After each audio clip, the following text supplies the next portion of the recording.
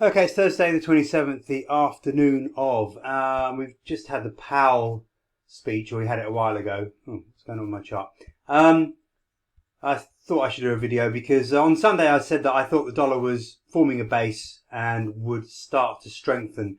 I've suggested some long dollar positions during the week against the Aussie dollar, the euro, even against gold when gold strengthened up to 1970 area. We had this irritating spike down for no reason at all really in the US dollar, which hasn't affected the dollar index particularly because things still look fairly stable at least. And there is still potential for an inverse head and shoulders. As you can see, this could be described as the left shoulder head. This could be now right shoulder forming. The green line is the neckline, so we need the dollar index kind of above 93.30 really, kind of above today's high. For confirmation of a break of the neckline and therefore confirmation of the bullish pattern having formed. And then we can see a good run of maybe 100 ticks further at least, up to 94.20 I would say would be at 94.20, 94.40 would be the first target for that head and shoulders pattern. So yeah, it was a frustrating minute to say the least in that unnecessary reaction in my view to the Powell thing. The Aussie dollar spiked above 92.60, which is really where the 200-day moving average is. 72.50, 72.60. Got up to 72.90. I think I had stops above 72.90 if I remember correctly, just from my report that I've got here. Buy a break of 72.80, so actually getting to 72.90 was not helpful at all. But as you can see, the 200-day moving average is what is key to me. And as I say, that comes in around 72.50, 72.60. So we're hovering around there now. That's on the weekly chart. On the hourly chart, you can sort of see this spike up, similar to the spike down that we had in the dollar index. A spike up, and then now we're back below last week's high. So for me, I would stick now to the negative outlook, really. It does depend where the candle closes on the day, I suppose. But I can't really get bullish as long as we're hovering at or below that 200-week moving average. So a negative candle would be something, a close below 72.30 would be a negative candle for me today on that pair. Okay, so the euro, just to remind you, has been having these long upper wicks on these candles recently on the weekly chart. So showing that buyers are coming in during the week, gains are not being able to be sustained. Sellers are coming in and pushing the market right back down again, so indicating that sellers are certainly striking a balance with the bulls, if not perhaps even starting to take control. But it's a very slow process through August. August always a slow month, of course, because generally people are on holiday. Last week's more negative candle with a red body, more of a shooting star type candle, and we are potentially getting something similar here this week. We've had a spike up, frustrating spike up, to 119.00 through my sell levels, but of course we're back down below them now, just all because of the Powell speech.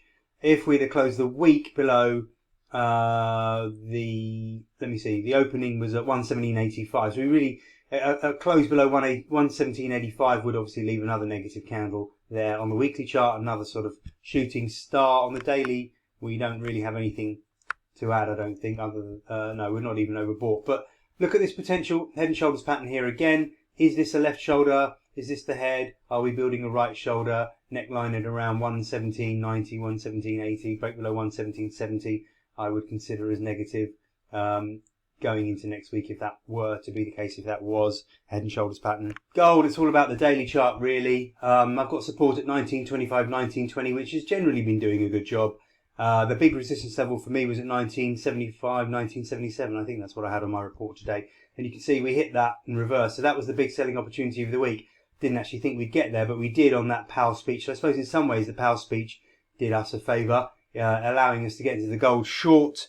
We've collapsed from there now, and gold remains in a sideways trend at best. That's the best that bulls can hope for, further sideways consolidation. But I think we need to do some work on the downside before we can start the next leg higher in the bull trend.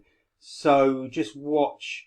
I'm not quite sure why we bounced off 1902. That was a target for me, but wasn't necessarily a support level. Obviously a break below there would be more negative, but sticking with the sideways direction as I sort of predicted quite a while ago.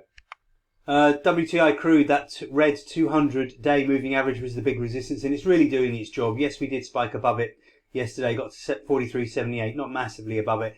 Today we've been down as far as 42.36. We're seeing a little bounce now, but the 200-day moving average is definitely doing its job as resistance. So as long as that is the case, pressure will be to the downside, of course. The weekly chart showing that we're in overbought territory, so I have to favour a move to the downside. Bulls obviously stepped in there today, but we'll see if the bears can start to take more of control of this market. I'll finish up on the stock markets. The Euro stock markets just cannot seem to get anywhere near the US stock market in terms of performance. The DAX struggling to make some gains, and the DAX is doing better than some European markets. But even today, you know, it's up for a day, maybe two, then down for a day or two. We're really just struggling. I mean, we have made gains from the sell-off at the end of July, but haven't even managed to retest the July high. So this really is more of a sideways trend than anything in the DAX. Eurostock's even less impressive. We seem to be getting tangled up in this 500 and 200 day moving average.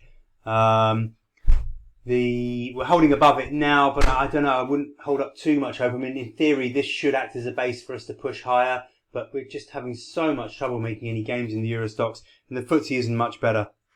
FTSE's a fair bit worse, actually. Very, very clearly in a sideways trend. The bulls have really certainly not got control of this market, but then the bears don't seem to be feeling too powerful either. The 100-day moving average seems to be the thing to pay attention to. It seems to be the thing that's acting as support at the beginning of the month, and perhaps will now be acting as resistance into the end of the month. So watch that blue 100-day moving average I've got on my chart at 60.42. The value is at the moment, and clearly we're backing away from there.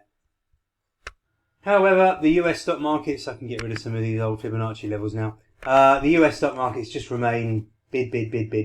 So the US is absolutely running away with it. Europe nowhere near even keeping up with the US. And despite the fact that we're ridiculously overbought, and it seems crazy to me, especially with America being so badly hit with the whole COVID thing. But the US stock markets just continue to power higher, I guess pushed by low interest rates, permanently low interest rates it would appear at the moment. Okay, that's it for the videos for this week. I'll probably do another one over the weekend if there's anything to add to what I've already said. Depends what happens on Friday, of course. I'm now going to write an update of the reports for my subscribers.